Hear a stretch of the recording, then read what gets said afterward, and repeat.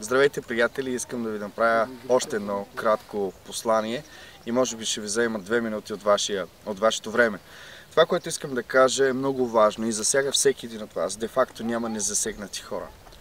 Едно от важните неща, които всички християни в България знаеме, по този въпрос сме единодушни, нямаме различия, и това е, че имаме проблем, имаме скръбни дни, преживяваме тежък период от време. Лично аз мисля, че това много наподобява думите на Исус Христос в Матей 24 глава, където Той казва, че заради избраните онези дни ще бъдат съкратени. Но там се казва нещо много важно. Казва се горко на кърмещите и горко на бременните.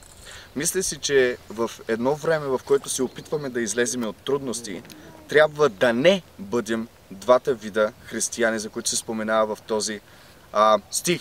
Първо, ние не трябва да бъдем бременни. Второ, ние не трябва да бъдем кърмещи. Нека да го обясня по този начин.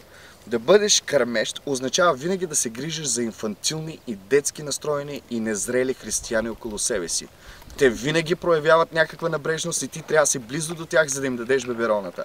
Няма значение дали това са хора с дипломи или без дипломи, те могат да бъдат всякакви.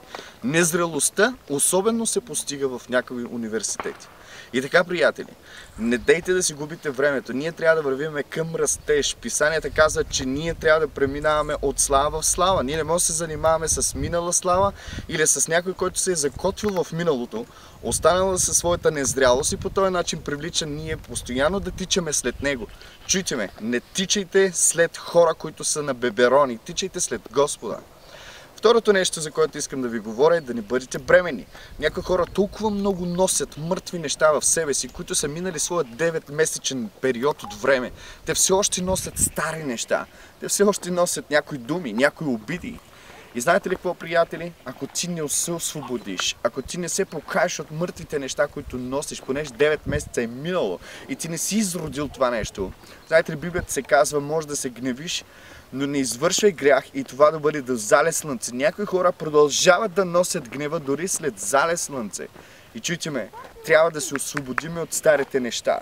Трябва да отсееме думите на Господа правилния начин и да разбереме, че съденето е за Господа. Никога няма да спреме да изобличаваме греха. Никога няма да спреме да се образяваме с Бога, да уповаваме на Господа и да даваме Словото, което Бог иска от нас. Ние не сме служители на църквата. Ние сме служители на Бога. И поради тази причина адресираме. В църквата ние нямаме работа с тези, които постоянно изискват да ги кърмиме и постоянно изискват да ги носиме. Ние искаме църквата зрели християни. И този период е сега, понеже преминаваме през трудности, както Христос каза в този стих. Бъдете благословени и до следващия път.